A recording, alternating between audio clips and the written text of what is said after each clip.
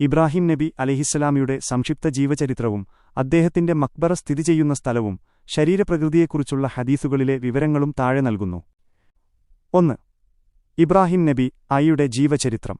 ഖലീലുല്ലാ, ദൈവത്തിന്റെ ഉറ്റമിത്രം, പ്രവാചകന്മാരുടെ പിതാവ്, അബുൽ അൻബിയ എന്നറിയപ്പെടുന്ന ഇബ്രാഹിം നബി ഇസ്ലാമിലെ ഏറ്റവും പ്രധാനപ്പെട്ട 5 പ്രവാചകന്മാരിൽ ഉലുൽ അസ്മ ഒരാളാണ്.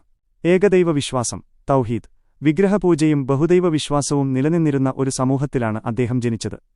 സ്വന്തം പിതാവ് ആസർ നിർമ്മിച്ച വിഗ്രഹങ്ങളെ തള്ളിക്കളഞ്ഞ് ഏകദൈവ വിശ്വാസത്തിലേക്ക് ആളുകളെ ക്ഷണിച്ചു.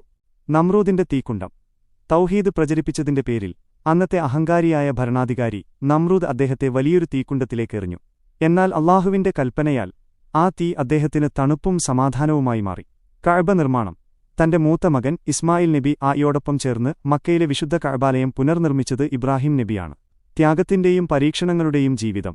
ഭാര്യ ഹാജറയെയും മകൻ ഇസ്മായിലിനെയും വിജനമായ മക്കയിൽ ഉപേക്ഷിക്കേണ്ടി വന്നതും മകനെ ബലിയറുക്കാൻ അല്ലാഹുവിന്റെ കൽപ്പനയുണ്ടായപ്പോൾ അതിന് തയ്യാറായതുമെല്ലാം അദ്ദേഹത്തിന്റെ വലിയ പരീക്ഷണങ്ങളായിരുന്നു. ഈ ത്യാഗങ്ങളുടെ സ്മരണയിലാണ് ലോകമെമ്പാടുമുള്ള മുസ്ലിങ്ങൾ ഹജ്ജ് കർമ്മവും ബലിപെരുന്നാളും ഈദുൽ അദ്ഹ ആചരിക്കുന്നത്. 2.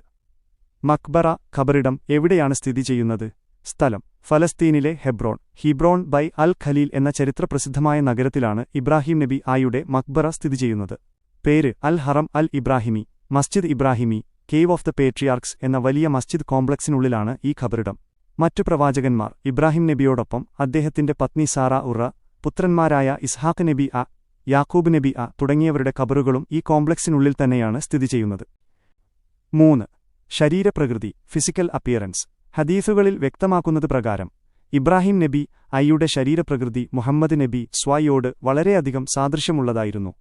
മുഹമ്മദ് നബി സ്വയോടുള്ള സാദൃശ്യം സ്വഹീഹ് മുസ്ലിമിലും തിർമിദിയിലും വന്ന ഹദീസിൽ പ്രവാചകൻ ഇസ്രാ മിഅ്റാജ് രാത്രിയെക്കുറിച്ച് വിവരിക്കുമ്പോൾ പറഞ്ഞു: ഞാൻ ഇബ്രാഹിം നബിയെ കണ്ടു. മനുഷ്യരിൽ വെച്ച് അദ്ദേഹത്തോട് ഏറ്റവും കൂടുതൽ സാദൃശ്യമുള്ളത് നിങ്ങളുടെ പ്രവാചകനായ എനിക്ക് തന്നെയാണ്. പ്രധാന സവിശേഷതകൾ: 1. ശരീരവടിവ്. ഇടത്തരം ഉയരവും ഒതുങ്ങിയ ശരീരപ്രകൃതിയും, അമിതമായി പൊക്കമുള്ളവരോ പൊട്ടന്മാരോ അല്ല.